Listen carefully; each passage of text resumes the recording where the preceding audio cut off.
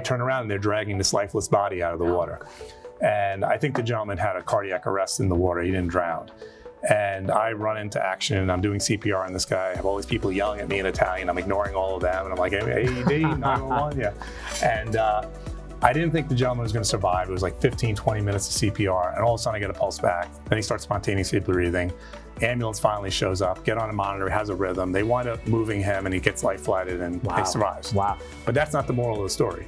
The moral of the story is, as soon as I was done and the ambulance and the medics were there and he was all good, I jumped up and turned around like, all right, let's go. Yeah. But as I looked at the faces, not only people on the beach, but my own wife and kids, and their hands are shaking, it was very traumatizing to them. And what we do every day really is a big deal. It is. My name is Dr. Chetan Sathya, and I'm here today for Northwell's 20-minute health talk. We are super fortunate today to be with Dr. John D'Angelo, the CEO and president of Northwell Health. John, thank you for being here with me today. Thanks for having me. So you believe these other issues, whether it be food scarcity, lack of housing, other social determinants of health and so on, those are part of what we should be doing as a health system. Oh, absolutely. Yeah, I think healthcare, the way we deliver healthcare today, which is more reactive, more disease management, is still always going to be critically important. But there's a few trends that I'm really nervous about. If I can go into them quickly. Yeah. One is we have this rising prevalence of chronic disease, partly because of advances in medicine. So less people are dying from heart attacks, but that means they're living longer and there's more heart failure. There's amazing therapies in cancer now that allow people to live longer and more full lives. But then that means people are living longer and there's more longitudinal chronic disease that we're seeing, neurodegenerative disease, Alzheimer's, things of that nature. You also have what I just talked about, the obesity, diabetes, hypertension, kind of social drivers of, I think, poor health that we have to address. So you have the chronic disease trend. We have an aging population that is, for the first time in the next 5 to 10 years, we'll have more seniors than we have children in this country. The number of workers to elderly, to retired folks that ratio is becoming more and more unfavorable. And if you think about the demands of an aging population in the current way we deliver care, we're not going to have enough hospital beds. We're not going to have enough, the demand we won't have the capacity for. Last trend, workforce shortages. Yep. There's predictions that we'll have 300,000 to 400,000 fewer nurses than we need in this country over the next 5 to 10 years, maybe 100,000 or so fewer physicians than we need. So if you look at those three trends, we can either do things the way we do today and figure out the crisis when it hits us, or in my opinion, we get ahead of it. And we get ahead of it in a few ways. One is, how do we keep people healthier? So that's what we talked about, being more in the wellness space, being more upstream, more proactive, more of a partner with patients on their health journey, not just at their times of disease management. Being proactive, more precision medicine, more personalized medicine. How do we become more proactive, engaging community groups and community partners? How do we push care more into the community? So I think the workforce of the future to supplement the shortages is not people taking like nursing jobs. It's how do we make sure the nurses are doing as much nursing work as possible? But maybe there's another workforce we need, a very skilled, digitally enabled, community-based workforce that's out there, engaging with people, getting the data from their smart devices and their smart clothing and their peripherals, and being more upstream and leveraging technology to again, be delivering care a little bit differently and keeping people healthier longer would be an amazing, accomplishment. Huge. Yeah. And so technology is a massive part. It's a big part of that. If we don't take advantage of that, then shame on us. Yeah. No, it's again struck me really that Northwell has always, continued to view all those lanes as ours. Right. And really wanted to be a leader in that space. And, commend you and others for continuing to take that on. You are taking over Northwell at a very difficult time, contentious time, right? We have major Medicaid cuts. State, federal. There's a tremendous mistrust across healthcare and public health. These are two big kind of chasms that are coming together right now.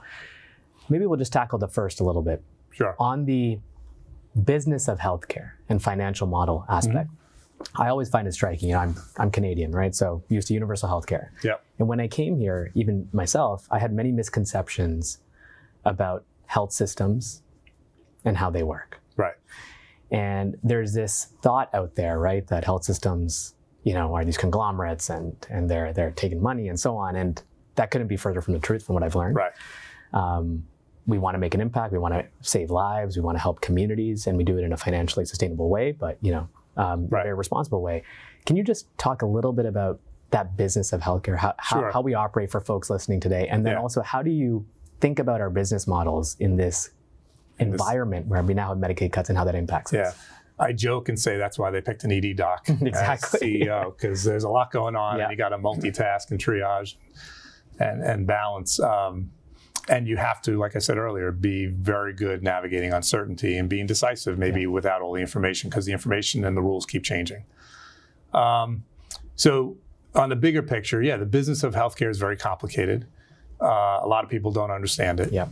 A lot of people don't understand that the provider side of healthcare, the health systems, the hospitals, the providers and the practices,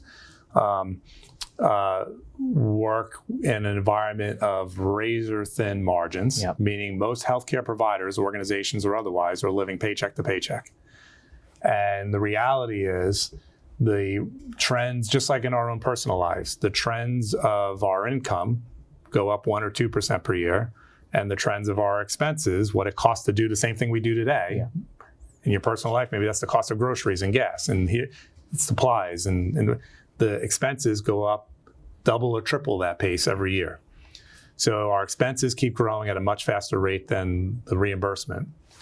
The reimbursement system is very complicated, fought with all sorts of regulatory and other challenging dynamics we have to navigate. And the reality is the healthcare provider side of the world, again, functions in very thin, and it's really important that we stay financially strong, because if we're not diligent about having a solid foundation, we're putting our overall mission at risk. Northwell has been exceptional in doing this. If you look around New York State, there's only a handful of organizations that have been able to stay in the black the last couple of years. Everybody is struggling because of just the trends I just kind of alluded to. So in order to continue to be here and provide the care we need to provide and reinvest in those programs that we're proud to be investing in, all the work we do in social determinants of health and gun violence and food is health, all the work that we do in managing the epidemic of mental health in this country, we lose money on, and we're proud to lose money on it. We keep doubling down. If you look at some of our biggest capital projects, it's building new behavioral health towers. That is going to put more financial pressure on the organization, but we're doing it because it's the right thing to do. So you have to really balance the few things that actually drive margin to offset the many things that we're not reimbursed, or the reimbursement doesn't cover the cost of providing the services, and the many things that we want to do because we know it's the right thing to do, that there's not even reimbursement structures for. So it's a balancing act. And I don't know if that's too detailed, but that's the reality of the world. And I'm not advocating one type of national health system over others. This is the one we have. I think there's a lot of good things that come out of the one we have. And it's just very challenging to navigate. The dynamics now with cuts to Medicaid looming, I'll use that as an example, are really concerning to me. Partly, yes, there'll be a financial hit. We're always it's a very tough business. We're always dealing with financial kind of surprises, some positive, more negative. And we've gotten very good at how we mitigate those. But as the second largest provider of Medicaid services in New York State, I'm concerned not only about the magnitude of the financial impact and how we offset that, because it's a zero-sum game. We have to stay strong, we have to offset somewhere else. But I'm more concerned about people not seeking care. I'm also concerned about more people falling off of their coverage, delaying care, and then adding to the chronic disease burden, coming only when they're now much further along the path of disease, because they're not seeking the right preventative care. They don't have access to it. not showing up even in our emergency departments when they really need to because they're worried about maybe immigration kind of policy. So the dynamics right now are concerning. We need to navigate, mitigate, and keep doing what we do, which is everything we can do to do what's best for the patients and the communities we serve, and do what's best for the people to take care of the patients. And that's got to stay our focus. And we navigate all these other things around that purpose. Just to shift it a little bit more macro, right? If we think about public health and healthcare, COVID, of course, laid bare and has accelerated a lot of that mistrust in public health at large.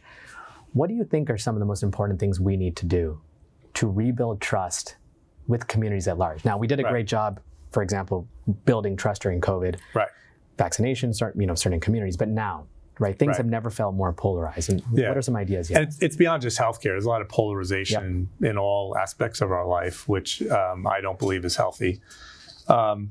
If we stay focused on our mission of doing what's best for people and overall health and the communities we serve, and we're out there in the communities and we're working with community-based organizations and faith-based organizations and schools, the things we are doing today, and we stay on the side of science, and we really honor and respect the relationship between a patient and their doctor, and believe and support infrastructure where personal decisions are made about one's own health, and we enable our workforce to have the greatest impact through the structures we put around them and the framework. That's the best we can do. And I think over time, I think to your point, during the height of the pandemic, I think we earned a tremendous amount of trust. And I think it was one of the most challenging times in the careers of many of us, but also one of the most rewarding. And it was a time where a lot of the politics and the polarization internally, silos broke down. What do we need to do to get the job done to serve as many people as possible in the best way possible in an environment where the science was a little uncertain, where the rules were changing frequently. We were really building the plane while flying it. But because we were all focused on that singular mission of providing care, we did amazing. We just got to get back to that. And I think we just can't be influenced by all the noise. If we stay focused on why we're here, I keep coming back to that purpose and what our priorities are. If we stay true to those priorities, the trust will follow. What we chose to do, healthcare is hard. You started with that at the beginning of this discussion. We didn't choose this because it was easy. And we know, working a 12 to 14 hour shift in an emergency department or being on call as the trauma surgeon of the day is not an easy, we chose something that's very admirable. It's really meaningful, impactful, but it's also very hard.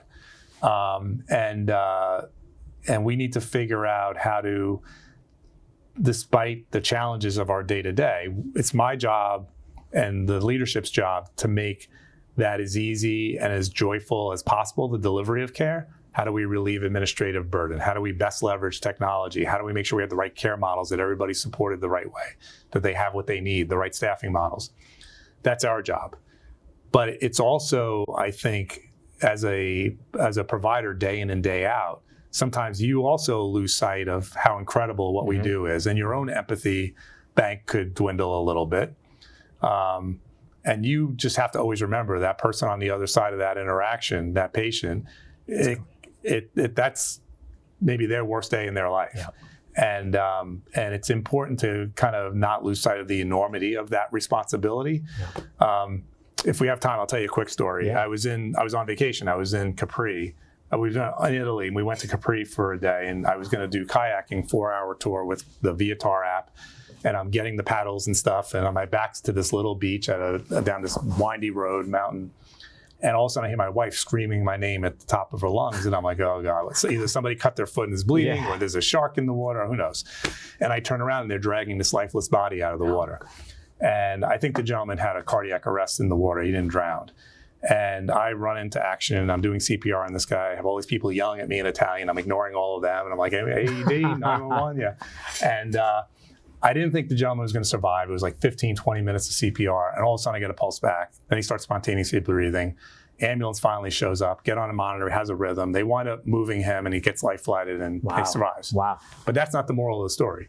The moral of the story is, as soon as I was done and the ambulance and the medics were there and he was all good, I jumped up and turned around like, all right, let's go. Tour was supposed to start 15 minutes ago.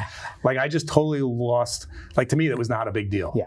But as I looked at the faces, not only people on the beach, but my own wife and kids, and their hands are shaking, and it was very traumatizing to them. And what we do every day really is a big deal. It is. And I think when you do it day in and day out, you take care of so many pediatric traumas, you probably have gotten used to doing it and then going on to the next case. Yeah. And we need to take time and reflect that what we do is so important and so meaningful. Were there moments, or what is a moment, either early in your career or recently, where you've just said to yourself, I can't do this? And I'm sure you have many, but what's a prominent one that sticks out? It could be early in your life, and how did you overcome that? It's funny, you've asked me a bunch of questions that sometimes I get emotional answering, and I've been doing a good job of not getting emotional, and you keep going. No. It's one I shared at a white coat ceremony the other day. I had a terrible patient outcome, an employee in the hospital I worked at, and the medical director, the chief medical officer of the building, I was a year out of residency, called me. I thought I would get reprimanded, checked in on me to see if I was okay, sent flowers to my house to see if I was okay. It was a terrible case. That level of grace is something I think we all need to keep track of. Yep. You know, we're all on the same team. Do no harm doesn't mean in our oath doesn't just mean don't do intentional harm to patients. We're all going to make mistakes in over our careers. We're human, but it also means paying attention to, again, do no harm by losing sight of the enormity of the situation for that person in the bed, for their family. And how you could mismanage those really critical moments, and could be harmful, and how they experience or think about that best or worst day in their life.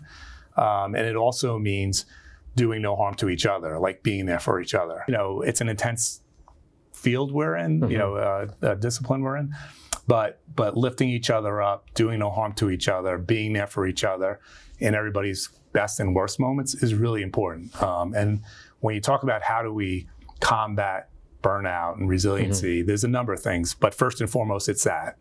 Secondly, it's the stuff we've been talking about. How do we bring the joy back to medicine, relieving the administrative burden and all the stuff? Some of it we have to do, but how do we do it as efficiently, as smart, and as less labor intensive or distractive to our frontline staff as possible?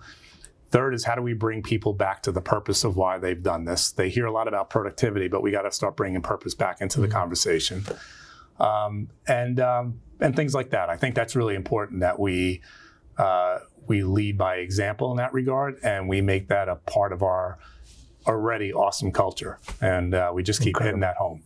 Yeah, that grace that you just mentioned, you know, in a hospital setting, whether it be a physician, nurse, someone cleaning the floor, the blood tech. I mean, it is just, you know, countless examples of that. Right. And that's such a nice example. So Dr. D'Angelo, thank you so much for being with us today. It was amazing to get to know kind of so many different dimensions of you. We're so excited for you to lead this organization to the next era.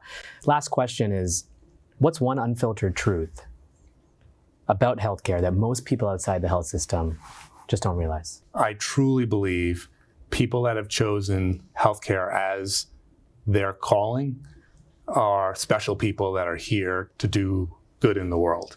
And we have to respect and honor that, and we have to support them as well as possible, as you know, as much as we can. And I think if we don't pay attention to the noise, all the polarization that you talk about, which are little quick clips on social media or on news, but we're here for the right reason. We're here to make the world a better place, and we're here to do right by our fellow humans in their worst moments. And if we stay focused on that, we're going to continue to do amazing things. Well said. Well said. Yep. Thank you, Dr. John D'Angelo, President and CEO of Northwell Health, for being here today.